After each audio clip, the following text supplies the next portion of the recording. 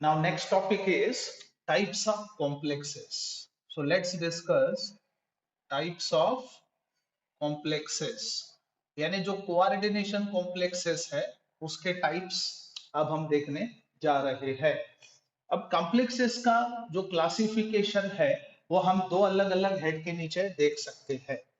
सो सबसे पहले हम देखेंगे on the basis of types of ions.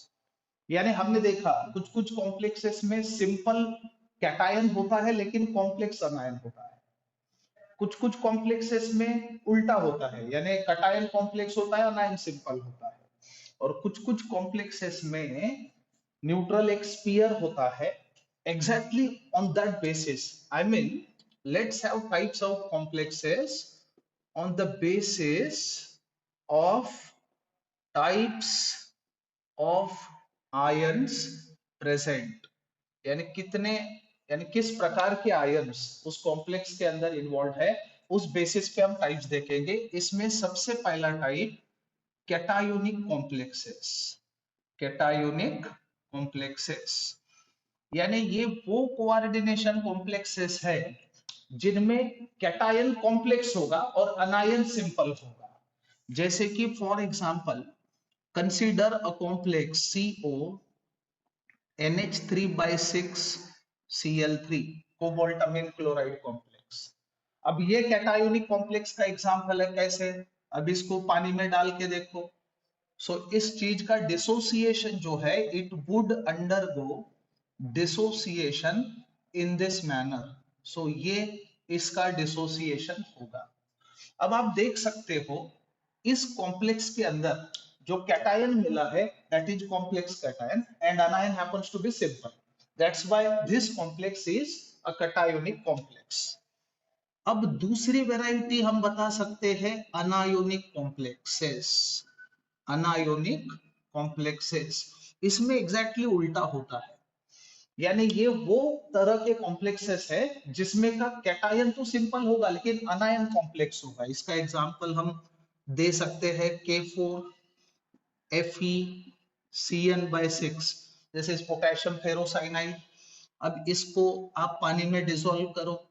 when it is dissolved in water it would undergo dissociation producing ions in this manner।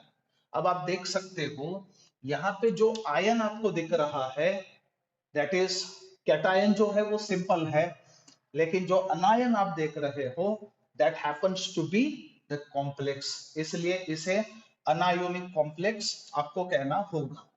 इसके बाद तीसरा complex आता है न्यूट्रल स्पीयर।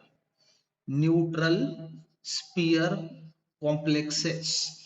अब ये वो तरह के कॉम्प्लेक्सेस है, ना तो ये कॉम्प्लेक्स कैटायन कंटेन करेंगे ना तो ये कॉम्प्लेक्स अनायन कंटेन करेंगे। अब इसमें एग्जांपल के तौर पे हम देख सकते हैं PT NH3/2Cl2। अब ये है cisplatin. Cisplatin is a neutral sphere type complex. अब ये ना कॉम्प्लेक्स कैटायन देगा ना कॉम्प्लेक्स अनायन देगा। That's why it is an example of neutral sphere complexes. अब on the basis of type of ion हमने तीन टाइप्स के कॉम्प्लेक्सेस देखे। अब दूसरा मोड हमें देखना होगा on the basis of type of ligand involve. On the basis of types of ligands, यानी जो कॉम्प्लेक्स हम देखेंगे उस कॉम्प्लेक्स के अंदर जो भी लिगैंड होगा उस लिगैंड का टाइप क्या है। यानी क्या एक ही किस्म के लिगैंड्स कॉम्प्लेक्स फॉर्मेशन में इन्वॉल्व है या अलग अलग टाइप के लिगैंड्स इन्वॉल्व है। उस बेसिस पे कॉम्प्लेक्सेस को हम दो हिस्सों में बांट सकते हैं, जिसमें सबसे पहली वैरायटी आएगी होमोलेप्टिक कॉम्प्लेक्सेस। अब याद रखना होमोलेप्टिक कॉम्प्लेक्सेस का मतलब क्या होगा। ऐसा कॉम्प्लेक्स जिसमें only one type of ligand is coordinated with the central metal. यानी सेंट्रल मेटल के साथ एक ही किस्म के लिगैंड्स कोऑर्डिनेशन में दिखेंगे। फॉर एग्जांपल अभी अभी हमने देखा consider the complex cation CONH3/6 3+। अब इस चीज में आप देख सकते हो कि NH3 acting as a ligand और एक ही किस्म के लिगैंड्स कोबाल्ट के साथ कोऑर्डिनेशन में नजर आ रहे हैं। तो इस टाइप के जो कॉम्प्लेक्सेस होंगे उन्हें होमोलेप्टिक कॉम्प्लेक्सेस कहना चाहिए। अब दूसरी वैरायटी आएगी हेटेरोलेप्टिक कॉम्प्लेक्सेस। अब आपको समझ में आ गया होगा, as name indicates heteroleptic complexes बोले तो ये इस प्रकार के कोऑर्डिनेशन कॉम्प्लेक्सेस है जिसमें दो या दो से ज्यादा लिगैंड्स इन्वॉल्व होंगे कॉम्प्लेक्स फॉर्मेशन में।